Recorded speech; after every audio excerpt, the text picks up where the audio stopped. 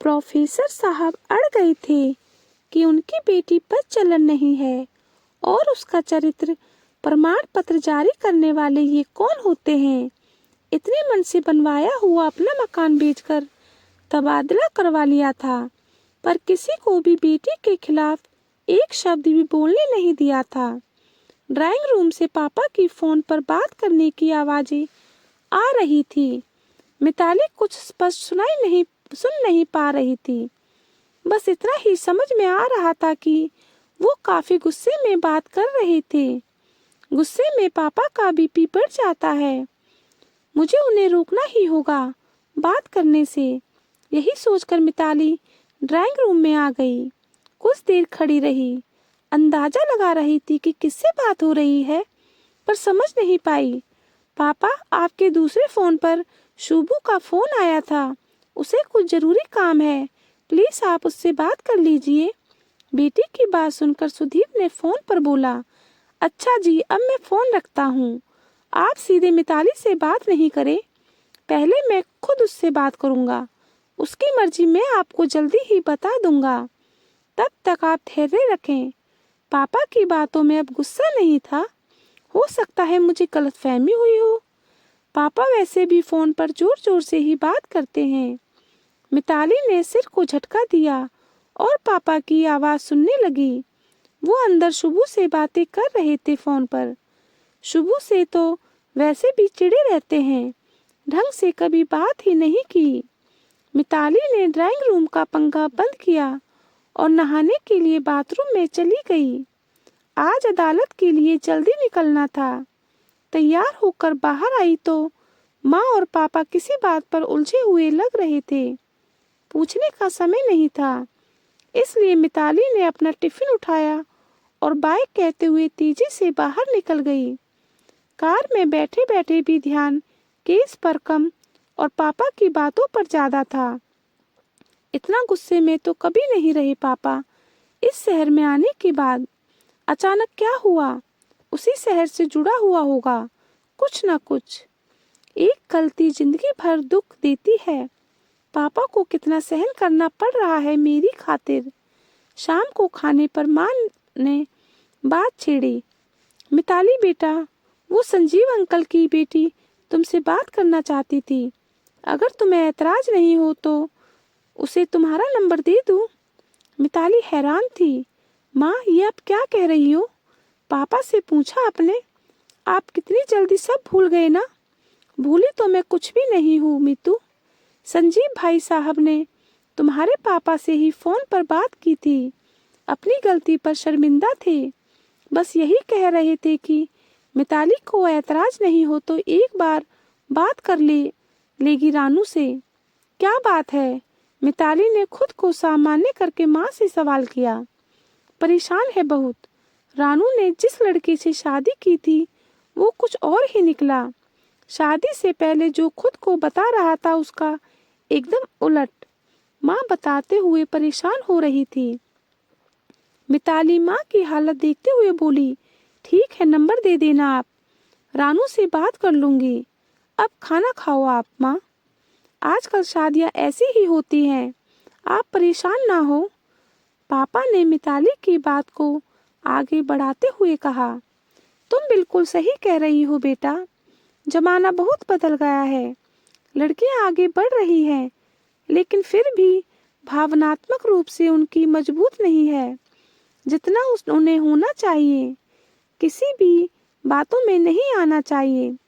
पढ़ी लिखी लड़कियां ज्यादा धोखा खा रही हैं। माँ ने भी अपनी राय रखी। अच्छा, अब खाना खा लेते हैं पहले, फिर इस बारे में सोचेंगे। रानू क्या सोचती है ये सबसे ज्यादा महत्वपूर्ण है। मिताली खाना खत्म करके अपने कमरे में चली गई। कई सालों बाद आज कुछ उलट पुलट हुई थी। उसके दिल और दिमाग में एक सुकून था कि संजीव अंकल को सबक मिल गया। साथ ही अफसोस भी था कि उसकी बचपन की दोस्त रानू भी उसकी ही तरह प्यार में ठगी गई थी। रानू ने कई सालों बाद बात हुई मिताली की सकते में आ गई। उसकी आप बीती सुनकर उसका पति खुद अपनी कंपनी के पदाधिकारियों को खुश करने के लिए दबाव बनाता था। 4-5 साल यह सब करके दौलत इकट्ठी करना चाहता था। जैसे तैसे बहाना बनाकर रानू अपने घर वापस आ गई थी और उसकी मम्मी ने उसके पापा को मनाया था तलाक दिलवाने के लिए। एक बार बात होते ही मन की कड़वाहट जैसे कम हो गई थी। आने वाले रविवार को संजीव अंकल अपनी पत्नी और रानू को लेकर घर पर आ रहे थे। पापा के चेहरे पर भी एक सुकून था। कहना चाहते थे पर कह नहीं पा रहे थे, मेरी बेटी ने आज मेरी खोई साख वापस लौटाई है। एक दिन पूरा मोहल्ला कह रहा था कि ऐसी बदजलन बेटी से तो संबंध तोड़ देना बेहतर है। प्रोफेसर साहब अड़ गए थे कि उनकी बेटी बदचलन नहीं है और उसका चरित्र प्रमाण पत्र जारी करने वाले ये कौन होते हैं। इतने मन से बनवाया हुआ अपना मकान बेचकर तबादला करवा लिया था, पर किसी को भी बेटी के खिलाफ एक भी शब्द बोलने नहीं दिया था। बेटी हो सके तो हमें माफ कर देना, हम तुम्हारा एहसान जिंदगी भर नहीं भूल पाएंगे। संजीव अंकल ने घर में पैर रखते ही हाथ जोड़कर मिताली से कहा, अंकल आप परेशान मत होइए, मुझसे जितना हो पाएगा मैं करूंगी। मैंने पूरा मामला देख लिया है, अब तो सबूत जुटाने होंगे जो मयंक का असली चेहरा कोर्ट के सामने रख सकें। मिताली ने सीधे रानू को लेकर ही बात शुरू की। अंकल और आंटी बड़ी आशा भरी नजरों से मिताली को देख रहे थे। आप उन लोगों पर केस कीजिए, मैं अपनी पहचान के एक अच्छे वकील का नंबर आपको दे रही हूँ। अदालत में सामने यही रहेंगे, लेकिन केस मैं ही लड़ूंगी। इससे यही फायदा होगा कि लोग मुझ पर नजर नहीं रखेंगे। सबको मिताली का सुझाव पसंद आया।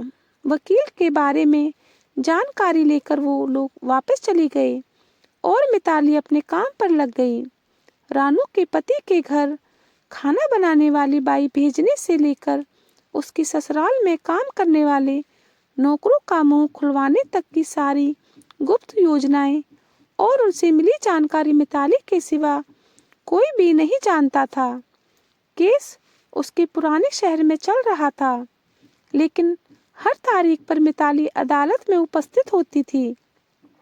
भेष बदलकर सबका ध्यान वकील पर होता था और मिताली का सब पर। वकील वही बोलता था जो मिताली उसे उस दिन अदालत परिसर में आने से पहले बताती थी। शुरू में उन्होंने ऐसा ही दिखाया जैसे उनका केस कमजोर है। यह भी एक चाल ही थी जिससे रानू के ससुराल वाले शांत हो गए। उन्होंने लगभग मान ही लिया था कि वो ही केस जीतने वाले हैं। उनकी हर दिन की खबर मिताली के पास होती थी। उसने ठान लिया था कि कुछ भी हो जाए ये केस जीतना ही है, संजीव अंकल और मोहल्ले वालों को दिखाने के लिए नहीं, रानू को इस जंजाल से मुक्ति दिलाने के लिए। उसकी बचपन की दोस्त के चेहरे पर मुस्कुराहट देखने के लिए। न्यायाधीश के फैसले की घड़ी आ गई थी। आज तो रानू के वकील के तेवर ही अलग थे। उसने सारे सबूत अदालत के सामने पेश कर दिए थे जो मिताली ने बड़ी मेहनत और सूझबूझ से इकट्ठा किए थे। रानू का पति और उसके घर वाले हैरान थे कि उनके बारे में इतनी जानकारी इस वकील ने कैसे जुटाई। उन्होंने तो उसे एक नया वकील समझकर छोड़ दिया था। उनका वकील आज तक एक भी केस नहीं हारा था, लेकिन आज हार गया और रानू सम्मान सहित अपना केस जीत गई। उसे उस आवारा लड़के से छुटकारा मिल गया जिसने उसे एक वीडियो बनाकर शादी के लिए फंसाया था और शादी के बाद उससे वो काम करवाना चाहता था जो एक शरीफ लड़की कभी नहीं कर सकती। रानू के अलावा भी कई और लड़कियों को उसने अपने जाल में फंसाया हुआ था। सब ने अदालत में आकर उसके खिलाफ गवाही दी थी। रानू आज रोने का नहीं हंसने का दिन है। दिल खोल कर हंस ले यार, बोर हो गई हूँ। तेरी रोनी सूरत देख देख कर। मिताली की बात सुनकर रानू सही से हंस पड़ी। मिताली अपने मम्मी पापा के साथ आज ही वापस लौटना चाहती थी, लेकिन संजीव अंकल और आंटी ने जबरदस्ती रोक लिया। वो तीनों होटल में ही रुके थे, वहीं वापस आ गए। रात को संजीव अंकल के घर पर एक पार्टी थी।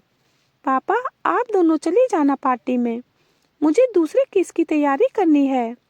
लैपटॉप सामने रखकर मिताली ने कहा, बेटा, पार्टी आपके लिए है। आपने असंभव को संभव कर दिखाया है। उन शातिरों को हराना इतना आसान नहीं था। माँ और पापा दोनों एक साथ बोल पड़े। तभी दरवाजे की घंटी बजी। संजीव अंकल ही आए थे। आपसे सबके सामने माफी मांगना चाहता हूँ बेटा।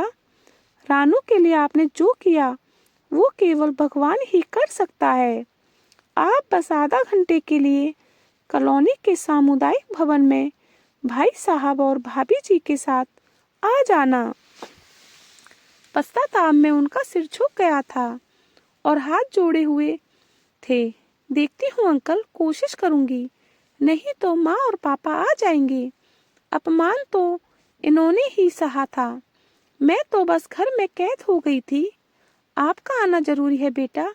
आप एक मिसाल बन गई हो उन सब लड़कियों के लिए जिनके साथ गलत होने पर वो जीना ही छोड़ देती हैं। अब हमें उनकी किसी बात से कोई फर्क नहीं पड़ता बेटा। वो समय गुजर चुका है। हम दोनों तुम्हारे साथ हैं। अब मुंह छुपाकर नहीं, खुलकर सबका सामना करेंगे। माँ ने मिताली के कंधों पर हाथ रखकर कहा। मिताली माँ और पापा के साथ पूरे 10 साल बाद आज इस कॉलोनी में आई थी। चौकीदार ने पहचान लिया और हाथ जोड़कर प्रणाम किया। सामुदायिक भवन की ओर बढ़ते हुए वो दिन फिर से याद आया जब मिताली को लेकर सोसाइटी के अध्यक्ष ने अपना फैसला सुनाया था। तीनों हॉल में आ गए। सब कॉलोनी वाले वहीं पर थे। सबके चेहरे पर अलग अलग भाव थे। वकील साहब भी वहीं पर थे। उन्होंने आकर मिताली को हाथ जोड़कर प्रणाम किया। अपनी जिंदगी का पहला केस वो जीते थे। मिताली की काबिलियत से बहुत प्रभावित थे। तभी संजीव अंकल ने माइक अपने हाथ में लेकर कुछ कहना शुरू किया। मिताली के कानों में उनकी आवाज गूंजने लगी। सिद्धांत साहब, माना कि लड़कियों को पढ़ाना जरूरी है, लेकिन उन पर थोड़ी रोक भी लगाना जरूरी है। लड़के तो होते ही मनचले हैं, लड़कियों को भी संभलना जरूरी है। तभी माँ ने उसे हाथ लगाया तो वह वर्तमान में आ पाई, और जो उसने सुना उसे अपने कानों पर विश्वास नहीं हुआ। आज की पार्टी एडवोकेट मिताली के सम्मान में दी जा रही है। आप सभी जानते हैं कि रानू बेटी किस तरह एक गलत आदमी के चंगुल में फंस गई थी। यह भी आप सब जान चुके हैं कि उसको बाहर निकालने वाली एडवोकेट मिताली है। ये हमारे सिद्धांत भाई साहब की होनहार बेटी है। एक दिन हम सब ने मिलकर इन्हें अपमानित किया था। उस गलती के लिए जो इसने नहीं की, इसकी उम्र ही क्या की गलती थी। इसी हॉल में सिद्धांत साहब को कॉलोनी छोड़कर चले जाने का फरमान जारी किया गया था। उनके हाथ से इस बार अध्यक्ष महोदय ने माइक ले लिया और बोले, मैं आप सबके सामने मिताली बिटिया और उनके माँ बाप से माफी मांगता हूँ। उनकी जगह कोई भी होता तो कब का टूट गया होता, लेकिन इन्होंने हमारे सामने एक मिसाल रखी है कि बेटियों को केवल पढ़ाना ही जरूरी नहीं है, उनका साथ देना भी जरूरी है। हॉल में उपस्थित सभी लड़कियां खुद को विशेष महसूस कर रही थी, क्योंकि आज खुलकर उनके सहयोग की बात हो रही थी। इस बार माइक मिताली के हाथ में आया, लेकिन उसने रानू को आगे बुला लिया। मिताली, मैं जिंदगी भर तुम्हारा एहसान नहीं भूल पाऊंगी। हाँ, अब मैंने तय किया है कि मैं तुम्हारी तरह ही काबिल बनकर सब लड़कियों की मदद करूंगी। देर से ही सही, आप लोगों ने समझा तो सही कि लड़के की पसंद ही नहीं, माँ बाप की पसंद का लड़का भी गलत हो सकता है। रानू की हिम्मत है कि उसने निडर होकर सब कुछ बताया और उस विकृत मानसिकता वाले लड़के के चंगुल से मुक्ति हो गई। रानू अब आत्मविश्वास से भर चुकी थी। उसने बिना माइक ही बोलना शुरू कर दिया।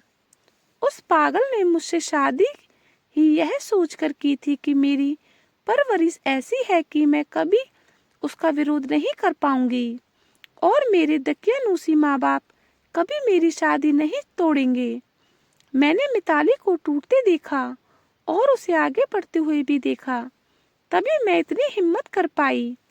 माँ और पापा भाव विभोर होकर हॉल के बाहर चले गए थे। अंदर बस लड़कियां ही थी उस कॉलोनी की। सबने मिलकर मिताली को ऊपर उठा लिया और एक साथ एक स्वर में बोली, अब हम कमजोर नहीं हैं, जुर्म का डटकर मुकाबला करेंगे, हमसे टकराने की सोचना भी मत। अगले दिन वही फोटो शहर के सभी अखबारों में थी। माँ और पापा तो ट्रेन में बैठे बस फोन और संदेशों का ही जवाब दे रहे थे। मिताली खुद को विश्वास दिला रही थी कि यह सब सपना नहीं, सच ही है। ये हमारे सिद्धांत भाई साहब की होनहार बेटी है। एक दिन हम सब ने मिलकर इन्हें अपमानित किया था उस गलती के लिए जो इनकी नहीं, इनकी उम्र की गलती थी। इसी हॉल में सिद्धांत भाई साहब को कॉलोनी छोड़कर चले जाने का फरमान जारी किया गया था।